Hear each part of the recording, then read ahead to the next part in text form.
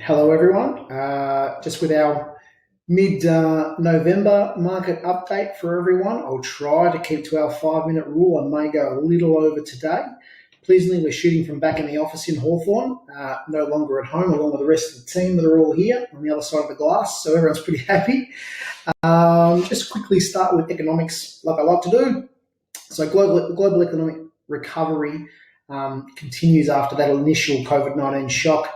Monetary and fiscal policies have provided substantial support. We know that China's recovery continues to outpace and lead the way. The reality is that the advanced economies like here in Australia have slowed from the initial rebound, which was fully expected, and will continue to rely on that fiscal support.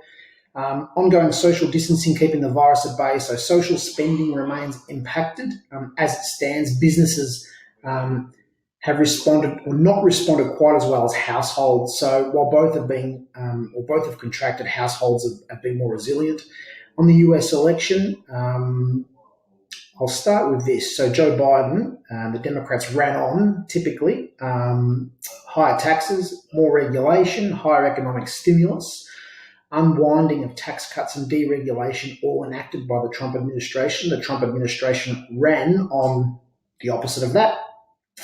With an unofficial winner at this moment.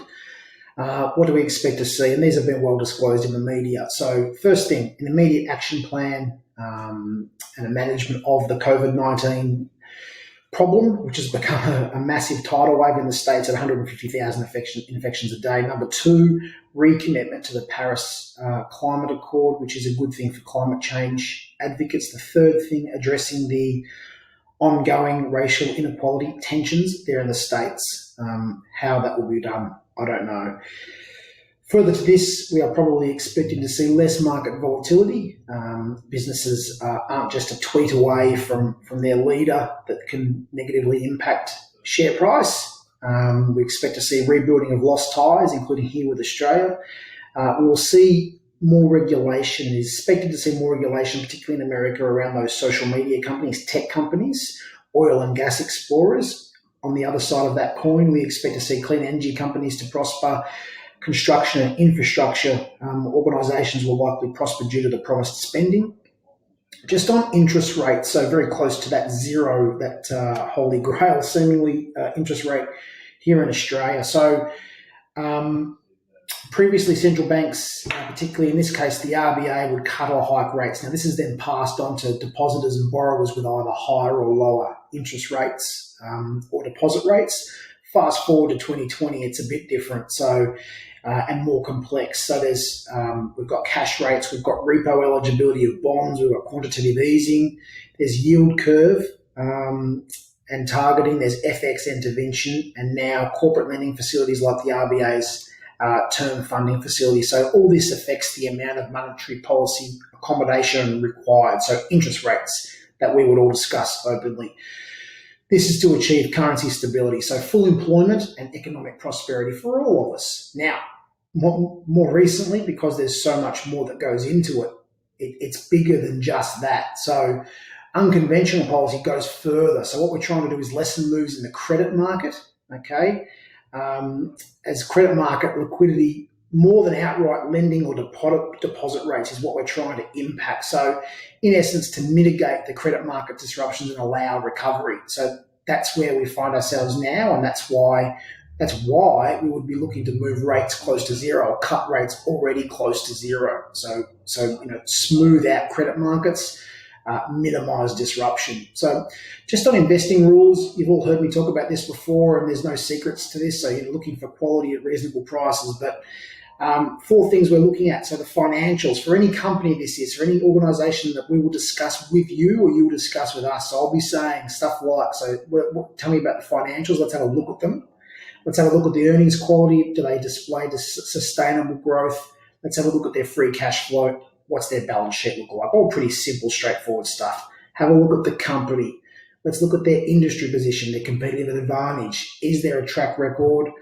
Is there drivers to growth? So all clearly identifiable. I'm no balance sheet genius, but this should be all clearly identifiable for any business that we're looking to invest in.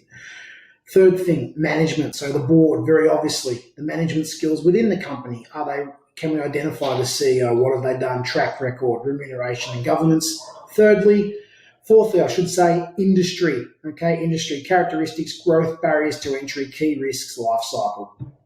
As I like to do, let's end with a quick COVID update. And also a discussion around Pfizer and their German partner BioNTech with the clinical trials, phase 3 trial, positive news we got, I think, last week or the week before. So total numbers around the globe, 53 million-ish, 1.3 million deaths.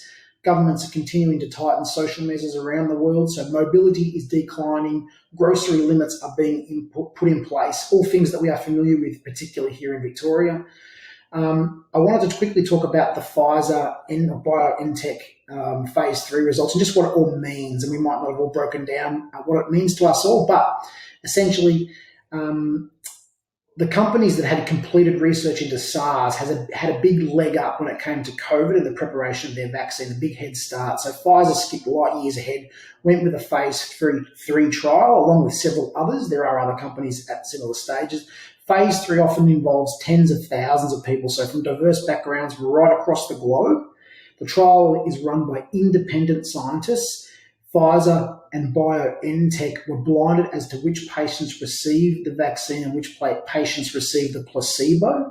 Then all the data is reviewed independently. So, vaccine candidate was found to be more than 90% effective in preventing COVID-19. 43,500 or just shy of 45,000 candidates were tested. Safety milestone is expected this week, third week of November, from recall. There remain several hurdles to clear, but it's a momentous achievement. We are getting very close to that much awaited vaccine. So there will be questions around longevity and seasonality with the virus, with the vaccine, and supply issues, and that's been partly addressed here in Australia with Scott Morrison announcing the manufacture plant, but a milestone has been reached against a backdrop here in Victoria at least of I think 15, 16, 17 0 days now in a row, so only 2 or 3 cases, active cases statewide. So here's to a more happy and engaged 2021 that awaits us all out and about. Any questions, flick me an email or give me a holler. Thanks, guys.